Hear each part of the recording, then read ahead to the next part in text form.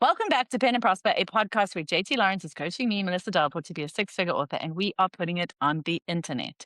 In this episode, we pick up where we left off in the last. This is part 2 of our interview with Blake Hudson, where we are talking about all things Facebook advertising, and we are absorbing as much as we possibly can, because I think that this is very probably the meatiest episode we've ever done.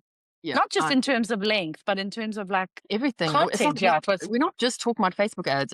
It's really all encompassing, isn't it? Yeah. Yes. Yeah. So we will give our thoughts at the end of part 3. In the meantime, we would like to say a big thank you to our sponsor, Vellum, without whom we would not be putting books on the internet as easily as we do. And without any further ado, let's dive back into Blake's interview. You said you had 13 points. Was that number 1? I think that was number 1, yeah. Number 2. I've got a lot of notes for number 1. I thought we were just covering all of them without actually calling them by name. I think I've probably waffled over a lot of those points. Them in point form for us. Do you have just in a No, I've got point 2. So point 2 is why Facebook advertising works. What was point 1? What was the title of point 1? Point 1 was the introduction. Point 1 was the introduction to it all. But yeah, I've totally strayed off this 13 point, and this is me ADHD all over. Welcome to part 1 of our 13-part series. Yeah. So it's like the Facebook advertising. Why does it work though? And it's you've got to introduce either a problem that people don't know they've got, or they do know they've got a problem and you're answering it. And then you've just got to create that curiosity, and then you've got to build desire within your advertising, and then you either educate them with the information that they need, and then the next part of it is guiding them to making a buying decision. Okay. And that's warming them up, and that's essentially the basics of why it works. Yeah, that's all it can be, other than sheer boredom, and it's just like, I don't read, but this advert's so good, I'm going to start reading 12 books of this person. And that's quite rare, I suppose. That's why your strategy works of marketing to hot readers, cold readers, warm, like, okay. Yeah. And I'm definitely not doing any of that. I'm just throwing spaghetti at the wall. That marketing strategy is, at the end of the day, that's how every big brand, that's how they market. No big brand just has one advertising campaign and has attribution links and knows that they spent $10,000 on advertising the new Nike shoe, and they know how many people clicked their advert and bought the Nike shoe. Then within reason they do when you go really far down into the details. But at the end of the day, how does Nike know the billboard in Times Square is how many Nike shoes that sold? Yeah. They've got absolutely no idea. Yeah. They just know that they had a budget of millions, and they just know how much sales they had. And they went, well, did quarter 1 sales go up? Did quarter 2 sales go up? And that's generally all I care about, is how much am I spending on the ads? How much are those ads costing? How much revenue am I making? That was like you, JT. You track your ads like that as a whole. You don't break it down. You don't go granular into your ads. You're like, am I making money? And you're making money. And have you given it time to make money? Because this is the biggest mistake. This is one of the many mistakes. And I get it. If you decide you want to spend, I recommend that I wouldn't spend less than $2,000 a month on ads. $2,000, $2,500. Can we just sit down, Blake? Then we borrow from Blake Hudson. If you don't have $2,000 to $2,500, which is a lot of money, it's a big family's food bill in these days, isn't it? It's a lot of money. If you don't have those funds, totally get it. Was in that position. I started with relatively low budgets as well. Just wait. Just wait. Say, I'm not going to spend anything. I'm not going to spend anything this month. I'm not going to spend anything next month. I'm not going to spend anything in 3 months' time. But I am going to put away 500 or however much you can afford to put away until you get to that 2,000, 2,500. And ramp it up. Blow it. Blow it all away. Oh, my husband would love you. They told me I need to blow $2,500, and so that's what I'll do. By the way, I sold the And house. that's the scary part, because you do feel like you're blowing it away, because Yeah. You don't depending see on the your immediate genre, return. you don't see an immediate return, and depending on your genre as well, how long does it even take somebody to read your book? So if 100 people bought, let's say you had a Facebook ad that worked, and 100 people physically bought the ebook, right, in the first couple of days of you running the advert, okay, and then you turn the ad off, and that's all your money gone. You've spent $100 or $250, and you physically know that you've got 100 sales. I mean, it's hard to work out KU, but you know you've got 100 sales, right? How long does that 100 people take to read your book? Because I've got no idea. Really no idea, other than the fact from my wife's books, that's a 250K book. Now, the best will in the world, some of the fastest readers going to take 2 days, maybe 3. Most readers are probably going to take a fortnight to read it. It'll take me a month. And the average reader, probably a month, right? So I can show you screenshot after screenshot after screenshot of this. Adverts starting on day 1 of January or day 1 of February, and it takes 3 months to be hitting where you're seeing, taking maybe a book that's earning very little, maybe $10, $15, $20 a day or something, or even less. 3 months, 90 days, whatever, is when you're starting to see the peak money really take off. I think I And turned most ads people off are too turning their soon. ads off. Yeah, I get Turning their ads nervous. off after 2 weeks. Yeah. And also That's people get very silly. nervous. I tend to see with a lot of people's ads, a lot of people's sales that I've seen over the years, relatively most people are the same. I mean, it can be different. It also depends when books are released and stuff like that. There's lots of factors. But in general, if you have no releases that month, if you have steady sales on a consistent basis with ads or without ads or however it works for you, most people, they go up on a Sunday and it drops down slightly to Wednesday, Thursday, and it goes back up to Friday, Saturday, Sunday, and then like this. And everybody tends to have a drop on week 3 of the month where people are spending less for whatever reason, because obviously then, paycheck to paycheck, it's started to run low on week 3. They're waiting for payday next week. Everybody gets paid on a different day, whatever. But most people, if you start your ads on the date of the first day of the month and you're spending $50 a day or whatever, and you get to the start of week 3 and you see a dip, first thing Yeah, you you do is switch your panic. ads off. Yeah, you panic and you're like, oh, I definitely And would. what tends to happen is how people buy books. They might not be buying the books on that 3rd week where the money's tight and they're waiting for payday or whatever. But what they're doing is they're screenshotting adverts.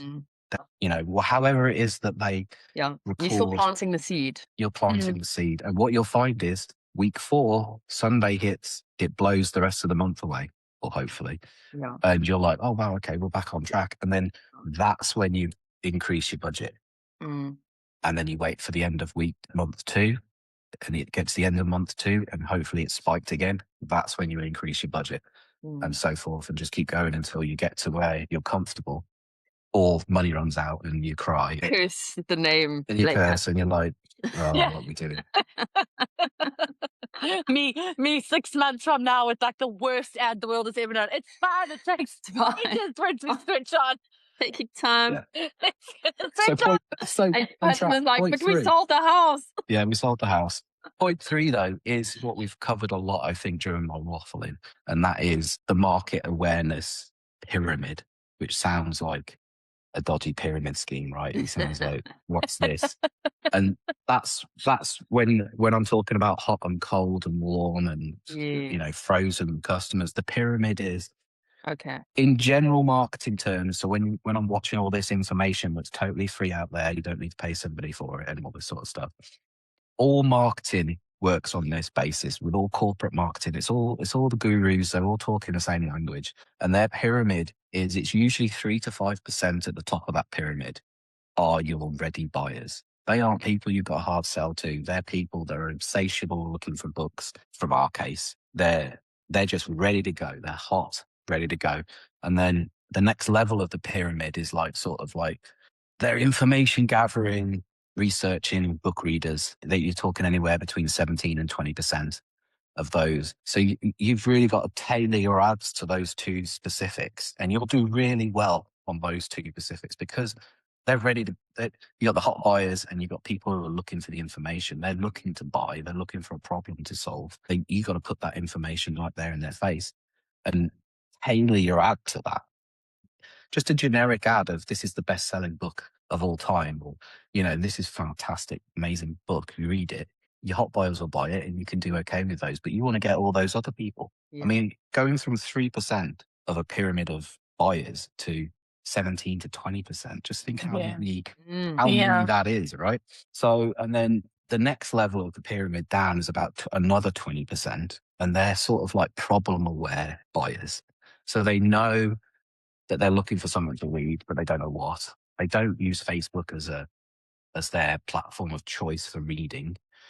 And maybe they're frustrated a little bit. So you tailor those sort of ads to be like frustration relieving adverts, like more desire type of thing, awareness, just building on that. And then so you've got to identify what they're looking for. Are they looking for like big box sets? Are they looking for individual books? Do they want complete series? There's a lot of readers out there that won't start a series if it's not complete.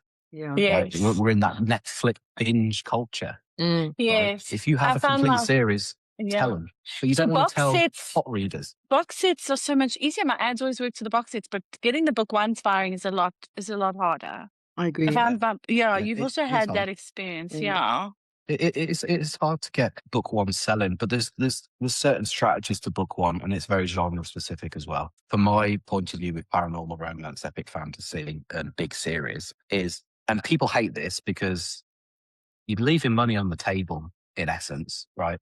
But we had very, very, very good success with high volume, low cost ebooks.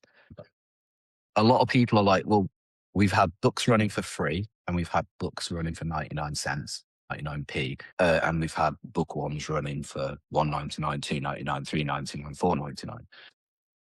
Every single time, even though I'm not doing it right now, breaking my own rules, every single time, free and 99 cents in a series, driving high volume of sales. Yes, you might be getting a lot more that aren't reading it, but at the end of the day, when you do the maths, it's always going to work out that if you have 100 readers pick up your book for $2.99, $3.99, and you have hopefully 70% plus read over rate into book two, you're gonna do okay. You're gonna do good. It's gonna be profitable, and you're gonna have readers that like paying $3.99, $2.99 for a book, and they're happy to do that. Okay, brilliant.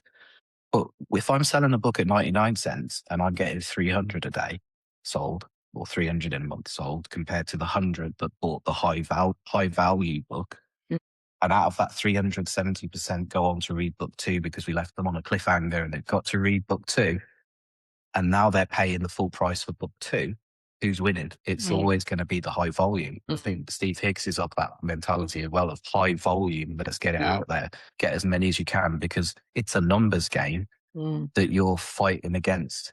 What's your percentages? Even if 50% only after buying it for 99p, 300 of them, 150 go on to book two, you've already beat the 100 that bought it for full price. Yeah. Yes. So high volume can shift book one of a series and just get that read over into book two and three and four and hopefully the rest of the series. So, and then obviously the bottom of the pyramid, going back to that corny analogy, is just the vast majority of Facebook users who have no interest in using Facebook as a book platform to find their books. And they're passive browsing. Maybe they only go on Facebook once a week, once a month, whatever. They're easily distracted because they're there for mind-numbing relaxation. They're not there to do anything other than scroll. And that's where you've got the ad strategy for those, if you want to target those, which I think is a good idea to do, is just full-on attention grabbing. Entertainment style adverts, which is a new thing that I've been testing lately that's doing very well, and emotional storytelling, curiosity triggers. Don't give them all the information. Give them stuff where if they're interested, they're going to go find it. If they're not, they're going to move on, or hopefully not cost you any money, right? So But when I say entertainment style, this is something that I've been working on recently that's having quite a bit good success. Entertainment style ads, right? So Facebook gives you all this information for free, right? Every quarter they release who are the top performing Facebook pages. Really? Or who's the top performing Facebook profiles. But generally I'm interested in Facebook pages. So, and every quarter they release this, and it's usually the same people. Occasionally somebody new pops in and drops out and whatnot. And some of them are completely irrelevant, no use to you whatsoever, but they are used to you because you just copy their format, because they're getting the most followers, they're getting the most interaction on their Facebook page or their Facebook images and whatever. And generally in the top 10, I can't remember I can't remember the name. Where does it really, where does this information, oh, I suppose you could just Google it. You can Google it. It's on Facebook. Facebook release it every quarter. Okay. Generally, the top 10 best performing Facebook pages, I think 5, maybe 6 of them are news outlets. Okay. So it's like TMZ or just all the big, I can't remember if it's CNN or Fox. Easy or engagement like on that kind of. Easy engagement, a lot of content that they post every day, and Every then day, a lot of interaction about it. Yeah. But how do you copy their content? And Facebook knows this is the most popular content, so Facebook goes, well, these are the 10 best, and they're getting the most engagement. Let's push out more content that's similar to that, right? So I did another exclusive. I mean, everybody can see this if they go to our Facebook ads library. Is that what it's called? Yes, library. Yeah. Library. So I took lots of photos that we've got of Steph at book signings, or when she's done, like when she did a US tour and she went to like Florida and Texas and Vegas and New York and stuff in bookshops. So we've got all these photos of her just sat signing books with interacting with fans, laughing and smiling, and very serious ones, and look at me, I'm an author, and writing and all this sort of stuff. That photo says everything. I'm an author, I'm signing my book, there's people queued up, they're waiting for that book. So I've taken that image, and that's a very social media style photo. It's not a professional photo. It's not black and white. It's not like, filtered to hell or anything like that, although she probably wanted filters on it, and she doesn't like the pictures at all. But we didn't tell her that we were doing this. So we got all those pictures, very real looking. And I literally at the bottom of the image put breaking news or news exclusive. And then under that, I just put a little headline of whatever it is for the engagement with those readers. And these ads work best, I think, on the cold reader group, where it's like, I don't know, fans of Sarah J. Maas, for argument's sake, are going insane over this book. And that's so clever. It looks like a news article headline. And is that misleading?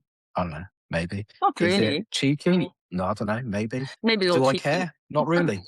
I don't care. And I get a few comments on the ads themselves going, this isn't a news article, or I'm a Sarah J. Maas fan and I'm not going insane over this person's book. And I just delete those off and get rid of them and block them and do whatever it is you need to do, because you've moved on to the next person. So those style of ads, I don't see any other author doing that, and they work. So, and it's that's that when I say shocking, thing. and it gets engagement. And when I say shocking, it doesn't have to be like, a horror image or a ridiculously sexy image pushing the boundaries. It doesn't have to be clickbaity. It doesn't have to be something that's to the extreme. But a news article, people are quite used to seeing that. And they probably wouldn't even question if it's a real news article or not. But they're used to it. It's in their psyche. And then they're like, oh, okay. I mean, I like Sarah J. Maas, or I like the Twisted Sisters, whatever it is you compare it to. I love Twilight, whatever. Let's go check that out. Yeah. That's great. That's such a great tactic. You're going to try Delport? Yeah. Entertainment style. I'm trying so many things. I'm going to be broke by Saturday. And I suppose that those breaking news ads is what rolls into step 5, which is like the real competitive advantage of, advertising and what you focus on. It's just understanding the human psychology, and people are creatures of habit more so than being rogue there's lots of rogue people out there who like to toe their own path, like to, do what they want to do, don't follow. But there's more sheep out there following than there is people leading.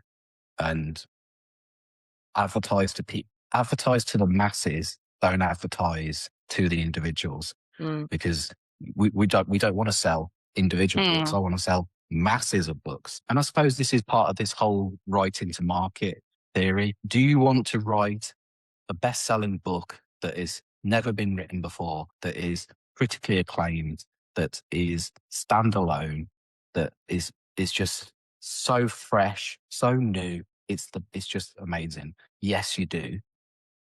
What are the chances? Yeah. Probably not that high. Yeah. And if you have got the talent to do it, it probably won't go anywhere anyway, because it it's won't just make you any such money. won't make you any money, and it's such a difficult thing to do, right? But can you write a book that lots of people have read before, that's just a little bit different, a little bit changed, and it's feeding that obsession? At the end of the day, I love action movies. Absolutely love it. Grew up in the 80s. I love an Arnold Schwarzenegger movie. I love John Paul Van Damme. I love all these pointless, no reality movie. And I've watched a million of them. Die Hard. And I'll keep watching another one of them, because that's the entertainment I want. So do I want to watch a new genre of action movie that's never been done before? Sure, when it comes along, but I'll quite happily watch reruns of all these movies I've watched before. And readers are the same. Yeah, they know what they want, and if you They can know give them what they want. want, then you'll have a very happy reader. Exactly. So, but I mean, a lot of these points all blend in, and I waffle so much over them and everything. The point 6 is the engagement is the key performance driver, which we covered before earlier, and it's all about likes, comments, shares, clicks, watch time, actions. That's Which also is why every time I switch off, because I get scared, it's like a vicious cycle. So an ad, I have the dip. I'm like, oh, turn the ad off, and then I test a new one. Now I've lost all my social proof. Like, I don't think I've been giving enough credit to social proof as I should have, because social proof. I've got that. Yeah, I've got one ad that's been running since May last year, and it's still performing now, and it must be from all the social proof on it. Yeah, and do you interact with those people on your ad? I do. If someone comments, then I'll go and I'll reply. It's mostly likes. It's mostly likes, so it's not a lot of comments. Yeah. And how nice is it, right, when you go into your Facebook ads dashboard, if you want to call it that, however it is that you go to the ad to check the likes and the loves and stuff, and then you just see all those invite, and you just know that you're getting new people. And that's so important, because if you want to drop the cost of your adverts, get as many people liking your Facebook page as possible, because you want to run your ads to new readers, new blood, I suppose. You don't want to be sending those ads to people that follow your Facebook page, because you've already got those, hopefully, into your book funnel of sending them to your newsletter at the end of every book, telling them how many other books you've got at the end of your book, and all that basic stuff. But obviously, how many people are invited, but it doesn't say that they follow. Interacting with comments is brilliant. Hey, and Caroline taught me that you must ask questions. When someone comments, then you can ask a question like, who was your favorite character? Or which series did you read? Did you read like Blood Magic or Cursebreaker? And like just asking a very simple question like that, or like what would you like to see in the next book, can be really good, because then you really increase that engagement. 100%. I mean, you've got to balance it off a little bit, because obviously every comment that happens on that advert is going to cost you whatever CPC you're running at the time. And you don't want a whole string conversation on your ad that then turns into a £2.50 conversation.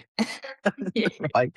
I mean, it's balanced, but yes, 100%. If we reply to all the nice comments and stuff like this, and especially if somebody just tags somebody, so they've just gone, so-and-so, read this. This is the book I was telling you about. Or I reply as Steph. I'll put my wig on, and I'll be like, thanks for the recommendation. Let us know what you think if you start reading it.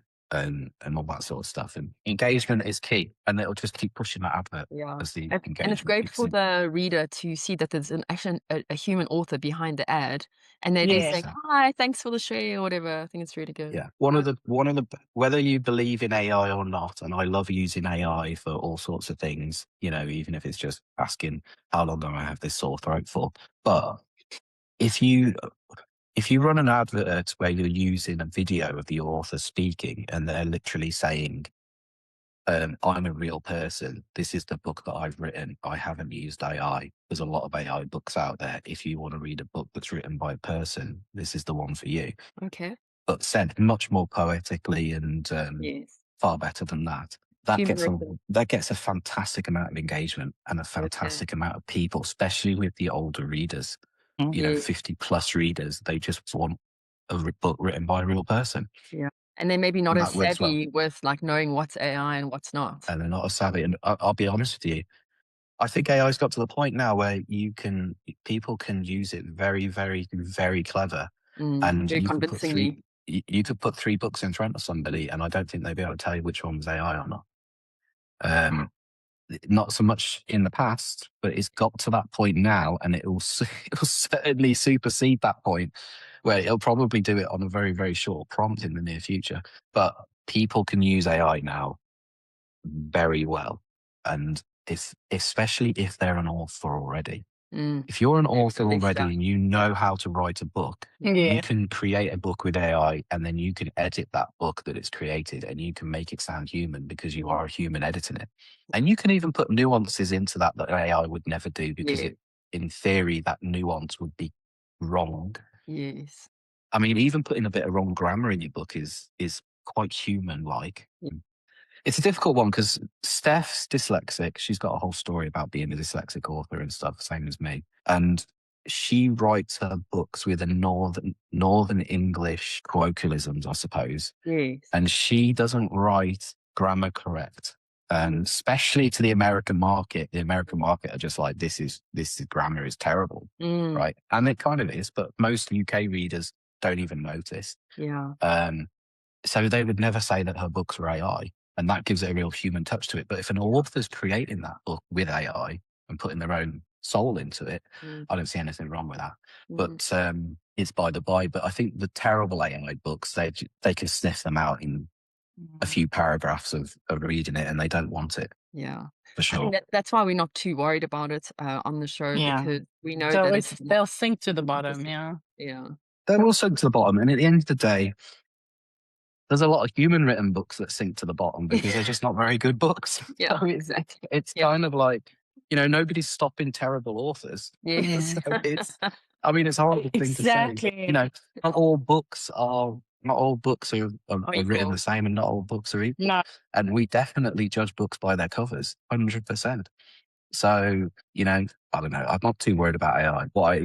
The best thing about AI is using it to make your life easier, quicker, absolutely better. And if you can master that, then you're winning. So, awesome. And again, we're just scratching the surface with that, because what I've learned in the last week about using co-work is just game changing. And that's just like, I've just learned so little, and it's made such a big change. So I can just imagine what the future's going to be. Anything that makes it gives you more time to write. Exactly. I think a lot of people have said this, and I don't think it's stressed enough. We can focus. I mean, it's lucky, it's very lucky that my wife has somebody else to deal with her Facebook ads and all this sort of stuff. And if she had to dedicate a period of her time to do it, yes, she would be less productive, 100%. But the fact of the matter is, if you haven't got a product to sell, if you're not writing your books, if you're not consistently writing your books over, indie authors, it's a different world. If you can write 2 books a year, consistently write 2 books a year. If you can write 5 books a year, try to consistently write those, because your fans and readers will get used to that consistency, right? Steph's kind of made a little bit of a rod for her own back, because she's kind of pissing her fans off a lot that she doesn't write enough, because she's releasing 10, 12 books a year. Yeah, crazy. It's a nice problem to have, but they've got used to it. So she goes 2 months without releasing a book. They're like, what's going on? Where's my next book? She's got a life, I suppose. And, can't keep her locked. No. Don't be ridiculous. That kind of nonsense. So the step 8 of I'll just keep cutting back into it because otherwise I'll waffle on forever. So step 8 is what we've already covered, studying the most viewed content on Facebook. Okay. And it is the Lad's Bible, Unladen, E-News, People Magazine, TMZ, Cristiano Ronaldo, whoever. What is their format and can you replicate it? And some people might say, well, I have absolutely nothing whatsoever to do with Cristiano Ronaldo. And I would say, so what? What is doing well? Because Facebook algorithm doesn't care if it's Cristiano Ronaldo stood on a football pitch with his foot on the ball and some sort of tagline selling Adidas or Nike football boots or something. They don't care what the image is. They just care who's interacting with it and why they're interacting with it and the layout of the image. So just copy the layout of the image. And like for me doing the breaking news, just copy the layout of their breaking news. Yeah, People there's always magazine, something you can take from a popular. There's always something you can take. People magazine is an absolute classic. Like these like what would you call them? Gossip magazines. They're kind tabloids. of tabloid.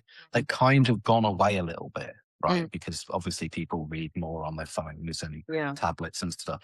But how many mothers who are stressed to the hilt, let alone the dads, let's forget about the dads because they don't get stressed, but the moms, they're stressed to the hilt, they've got kids in their trolley, in the basket, they're going through the supermarket, they're at the checkout, and then there's like those gossip magazines right there waiting for them. And their headlines and what they do are trying to distract somebody who really doesn't want to be distracted in that moment of time because, you know, they're late for the school run or whatever. And the kids crying.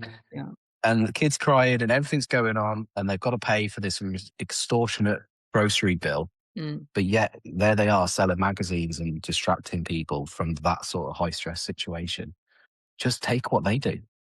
They are asking questions. They are drawing the attention with an image that's going to pull you in. They are telling you something that's gossipy that makes you want to know what's going on here, what happened there. I need to know this information. Right, let's buy that magazine and I'll read that while I'm waiting for little Jimmy to come out of school. Whatever.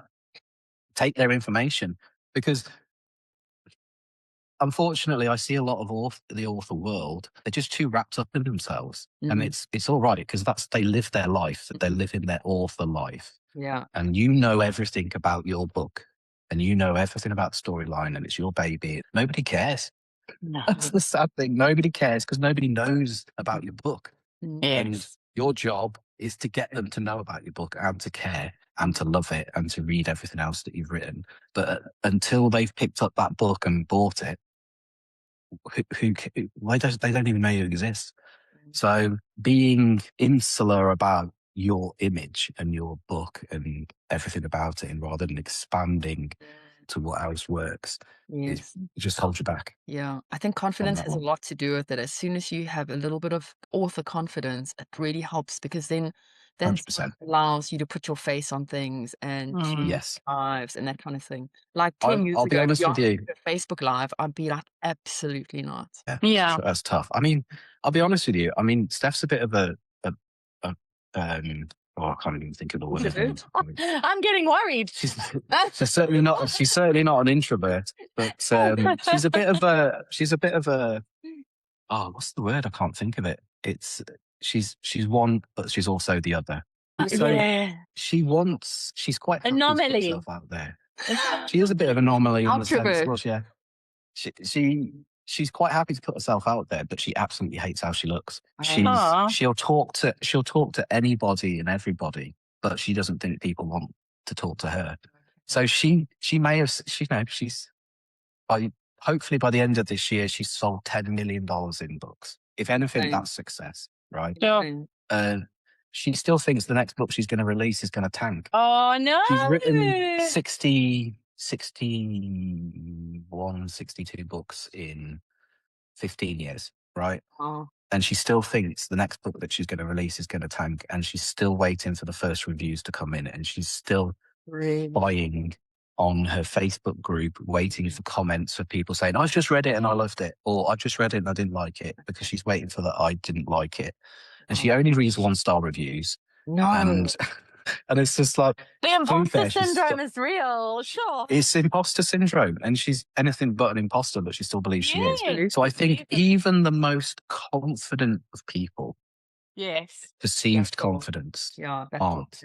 Yeah. And even if you aren't confident in the first place, everybody else they're doing it isn't confident either. They're just, faking it till they make it. Yeah, we're all faking it. Exactly.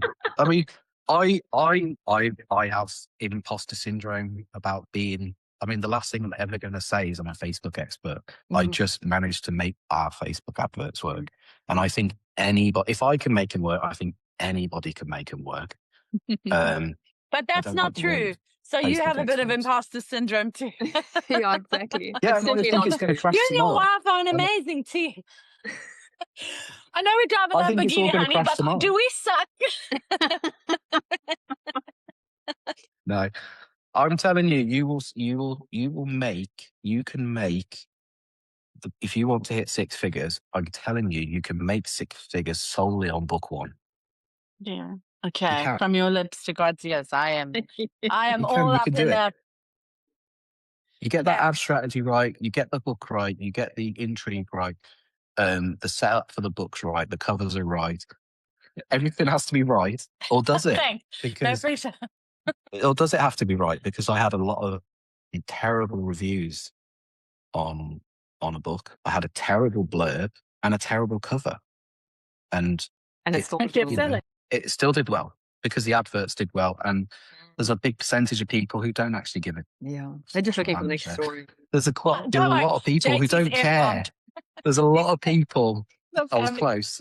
There's a lot of people who don't care what the cover looks like, and there's a lot of people who don't read the blurb, and there's certainly a lot of people who don't even read the warning at the start of a book. And there's a lot of people for people that like reading. There's a lot they don't read, which just blows my mind all the time. People who just don't even read the Facebook ad copy. Yeah. They don't read it. They just look at the image, they click it, and they go to the book. Yeah. There's a lot of people who are working on autopilot. They know it's an ad. They know it's a book ad. And they're like, yeah, I'm interested. And those are the hot buyers. They're just like, yeah, do it. I'm not even going to read the full chapter that's been given away in this book. I'm just buying it.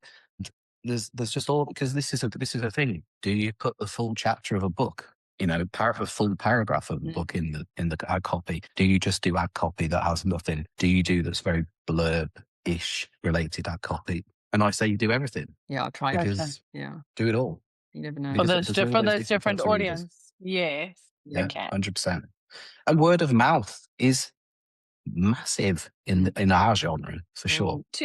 We are not going to spend a long time discussing, because JT and I are going to have a brief discussion at the end of part 3. We hope that you enjoyed this episode, and we will see you in part 3.